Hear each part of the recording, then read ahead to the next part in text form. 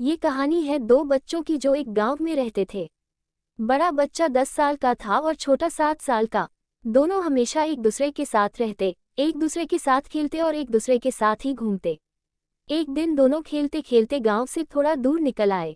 अचानक खेलते खेलते 10 साल के बच्चे का पैर फिसल गया और वह कुएं में गिर गया और जोर जोर से चिल्लाने लगा। अपने दोस्त की आवाज़ सुनकर जब छोटे बच्चे को इस बात का पता चला तो वह बहुत घबराया। उसने अपने आसपास देखा और मदद के लिए चिल्लाया, लेकिन वहां आसपास कोई नहीं था जो उसकी मदद कर सकता था।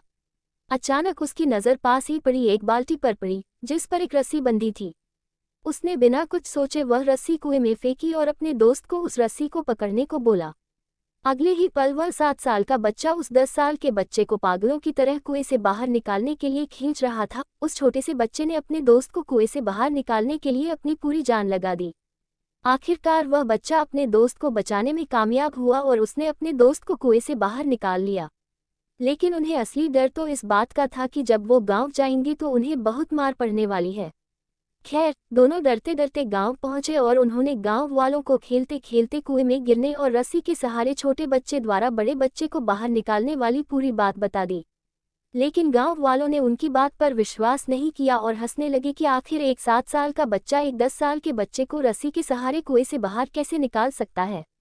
लेकिन वहां मौजूद एक बुजुर्ग ने उन बच्चों की बातों का भरोसा कर लिया। उन्हें सब करीम चाचा कहते थे। करीम चाचा गांव के सबसे समझदार बुजुर्गों में से एक थे। गांव वालों को जब करीम चाचा के बच्चों की बात पर विश्वास करने की बात पता चली तो सब इकट्ठे होकर करीम चाचा के पास पहुंचे और बोले, चाचा, हमें तो बच्चों की बात पर यकीन नहीं हो रहा है। आप ही बता दो कि ऐसा कैसे हो सकता है। गांव वालों की बात सुनकर करीम चाचा बोले, बच्चे बता तो रहे हैं उन्होंने ये कैसे किया।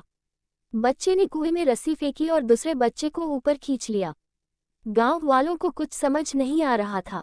कुछ देर बाद करीम चाचा मुस्कुराए और बोले, सवाल ये नहीं है कि बच्चे ने ये कैसे किया, सवाल यह है कि वह ये कैसे कर पाया। और इसका सिर्फ एक जवाब है कि जिस वक्त वह बच्चा ये कर रहा था उस वक्त उसको वहां ये बताने वाला कोई नहीं था कि तू यह नहीं कर सकता। यहाँ तक कि वह बच्चा खुद भी नहीं।